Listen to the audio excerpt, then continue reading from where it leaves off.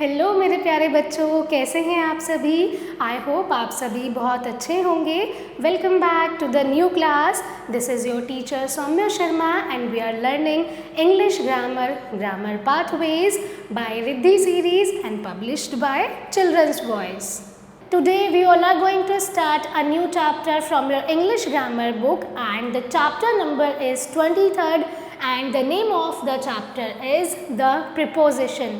In this class we all are going to learn about prepositions. क्या होती हैं, यानी कि prepositions कुछ ऐसे छोटे छोटे words होते हैं जो noun pronoun के relationship को बाकी other words के साथ show करते हैं एक sentence में. It means the prepositions are small words that shows the relationship of a noun or pronoun with another words in a sentence. Now we all will learn about the prepositions in depth with the help of few examples. जैसे कि हम सभी classes में पहले example समझते हैं और उसके बाद हम डेफिनेशन पर आते हैं. So in the same way, let's start. The phone is on the table. phone कहाँ पर है, टेबल पर है. The cow is in the field. cow कहाँ पर है, cow फील्ड में है. The painting is above the window. Painting कहाँ है, विंडो के ऊपर है. The dog is under the tree. Dog कहाँ पर है, पेड़ के नीचे है. The man is near the gate. जो व्यक्ति है वो गेट के पास है. So in these sentences all the highlighted words ये सभी क्या है, prepositions हैं. For example, on, in, above, under and near. A preposition is generally followed by a noun or a pronoun. For example, a preposition is a word that shows the relationship of a noun or pronoun with another word in a sentence. यानी कि prepositions कुछ ऐसे छोटे छोटे words हैं जो noun और pronoun के relationship को sentence के दूसरे शब्दों से show करते हैं. Now the same word used as preposition or adverb. अब कुछ ऐसे words हैं जिन्हें हम as an adverb भी use कर सकते हैं और as preposition भी use कर सकते हैं. There are some words that can be used either as prepositions or as adverbs. A preposition is usually followed by a noun or pronoun. She looks after her mother. So in this sentence my dear kids, जो after use किया गया है ये एक preposition है. In the second sentence he came before the appointed time. यानी कि वह appointed time से पहले ही आ गया. तो यहाँ पर जो before है वो as a preposition use किया गया है. Now his mother arrived soon after. तो इस sentence में जो after है वो एक adverb है. But in the next one I have met him before. और यहाँ पर जो before use किया गया है वो भी as an adverb use किया गया है.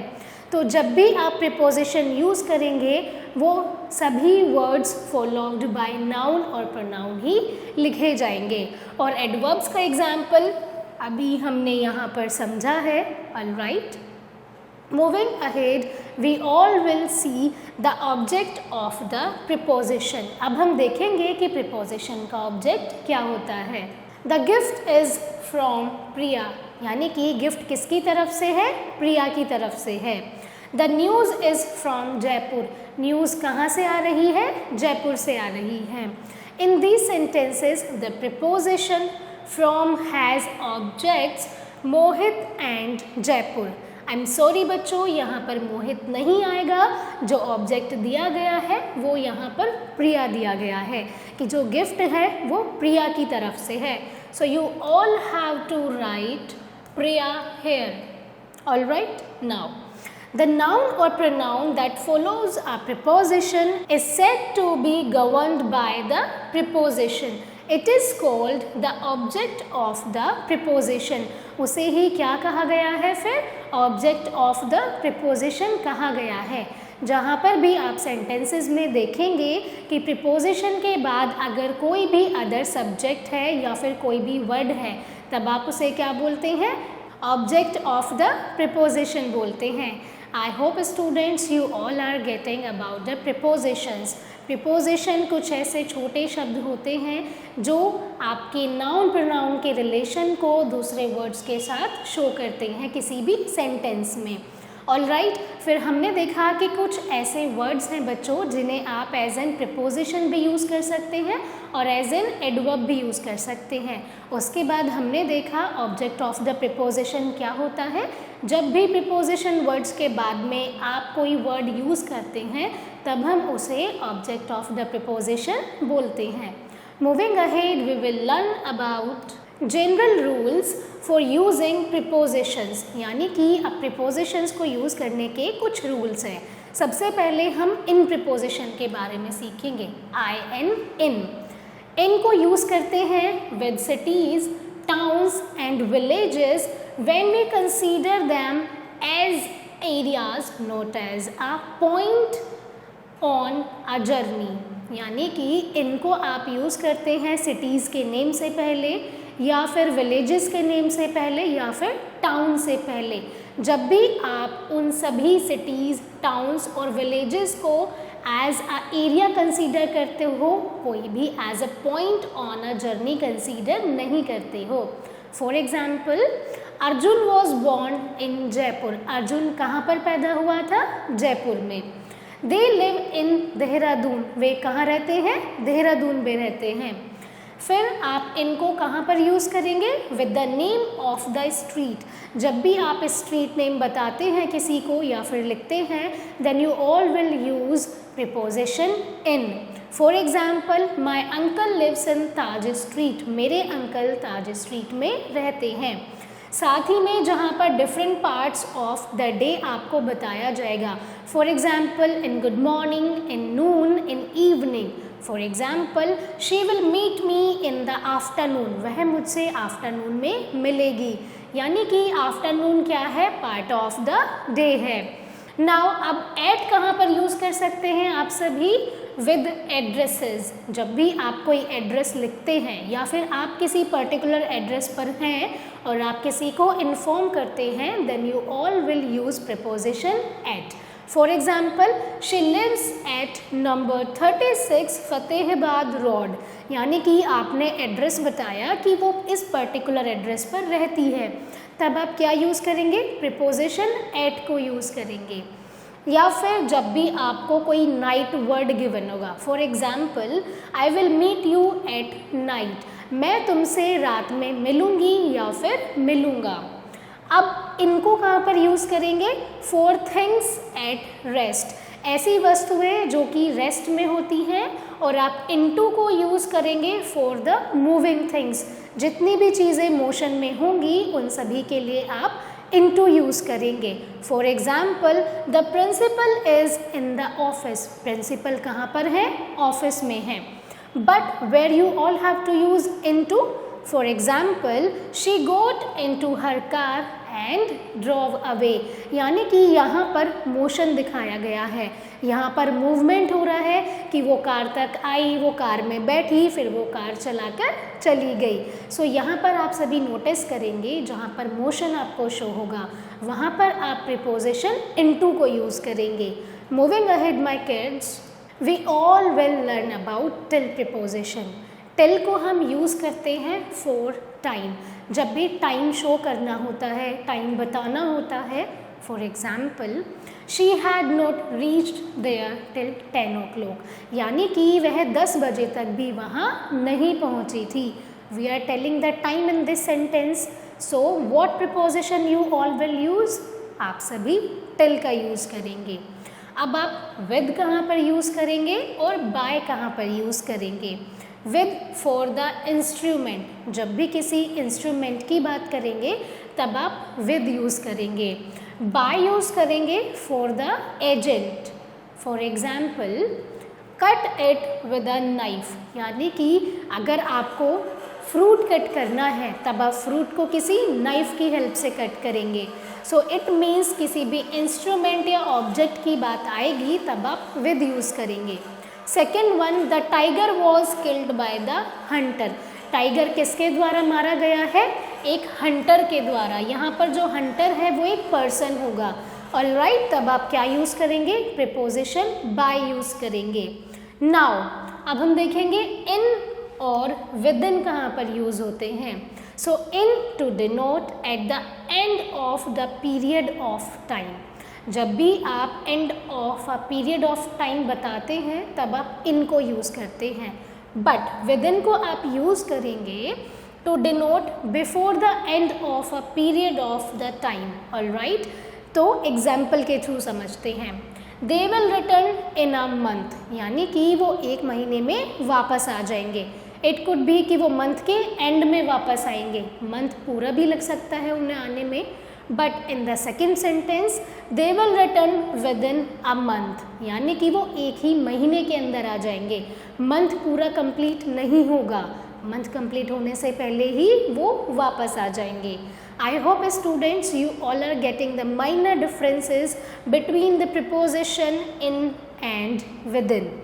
Moving ahead, अब आप on कहाँ पर यूज़ कर सकते हैं और upon कहाँ पर यूज़ करेंगे। Let's see the difference. On for stationary things and upon for movement, यानी कि मूवमेंट के लिए अपॉन यूज़ करेंगे और स्टेशनरी जितनी भी थिंग्स आपकी रेस्ट मोशन में होंगी उनके लिए आप ऑन यूज़ करेंगे। For example, there is a pen on the desk, यानी कि पेन कहाँ पर है, डेस्क पर है। अब पेन डेस्क पर रखा है, इट मीन्स पेन कौन से मोशन में है, स्टेशनरी मोशन में है, यानी कि पेन के पास कोई भी मूवमेंट नहीं है। Another example we have it fell upon the ground, यानी कि वह ग्राउंड पर गिर गया।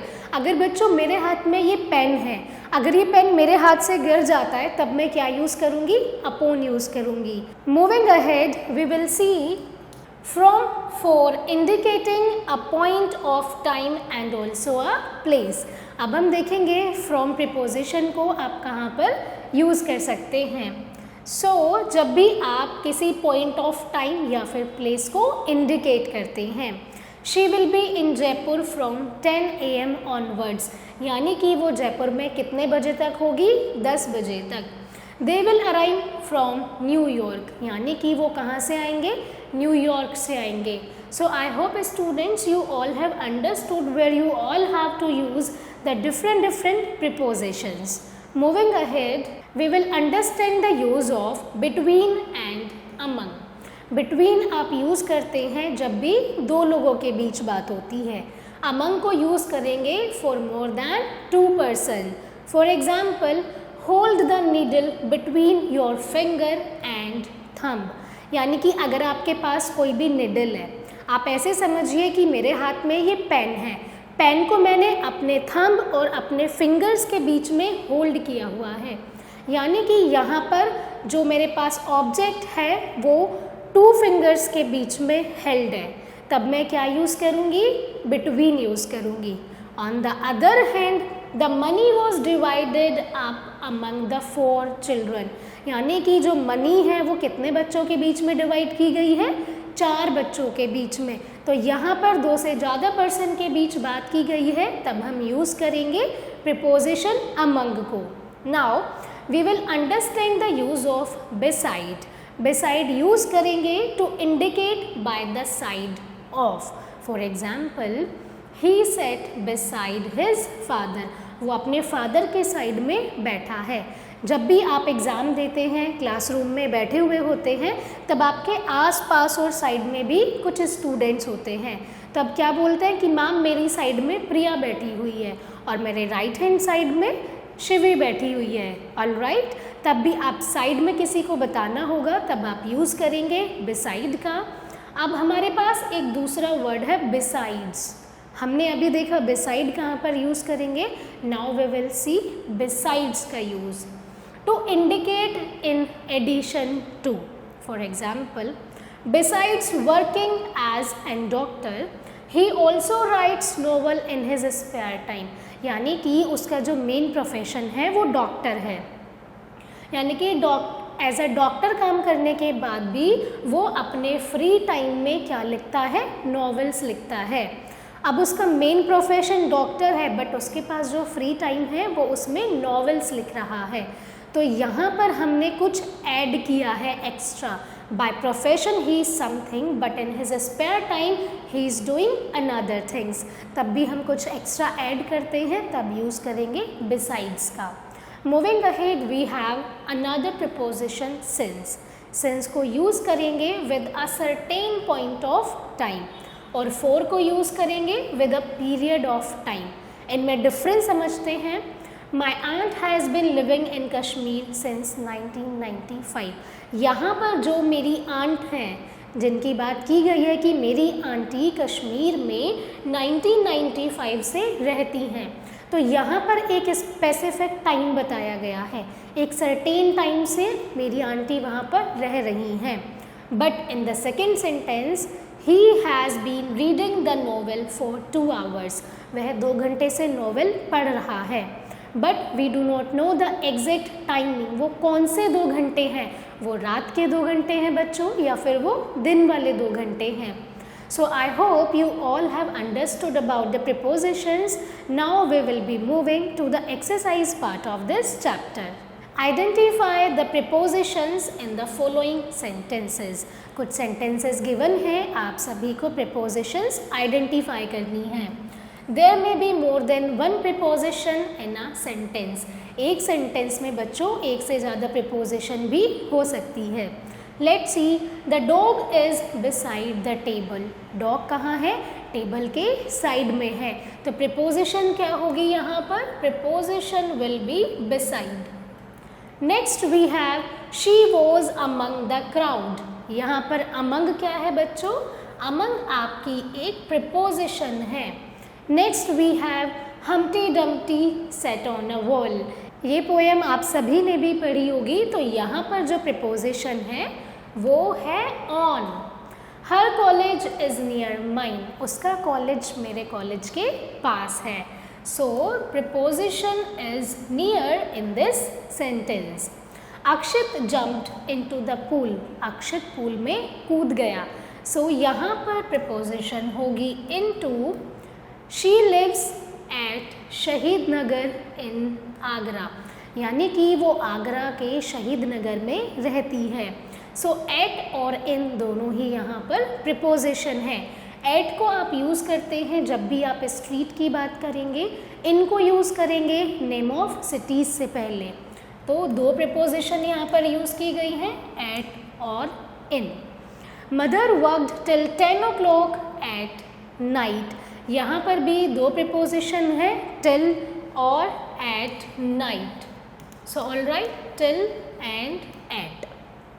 Next we have they have been living in Chennai since 1991, यानी कि वे चेन्नई में 1991 से रह रहे हैं। यहाँ पर भी 2 प्रिपोजिशंस हैं, first is in and second is since. Now my dear students, in the remaining 2 sentences you all have to identify the prepositions by your own. Moving to the next question, we have fill in the blanks with appropriate prepositions. यहाँ पर आपको correct prepositions fill करनी है। Now the first sentence we have I wrote the letter dash a blue pen, यानी कि मैंने जो letter लिखा है वो ब्लू पेन से लिखा है। तो यहाँ पर हम किसी ऑब्जेक्ट के साथ कोई काम कर रहे हैं, we are using an object, तब हम क्या यूज़ करेंगे? विद प्रिपोजिशन यूज़ करेंगे। In the second sentence the cat was sitting on the wall, cat कहाँ पर बैठी थी? वॉल पर बैठी थी। इट मीन्स ऑन इसलिए यूज़ किया गया है बिकॉज कैट का जो मोशन था वो स्टेशनरी था, यानी कि कोई भी मोशन हो ही नहीं रहा था। Third is he is sleeping in his bedroom, वह अपने कमरे में सो रहा था।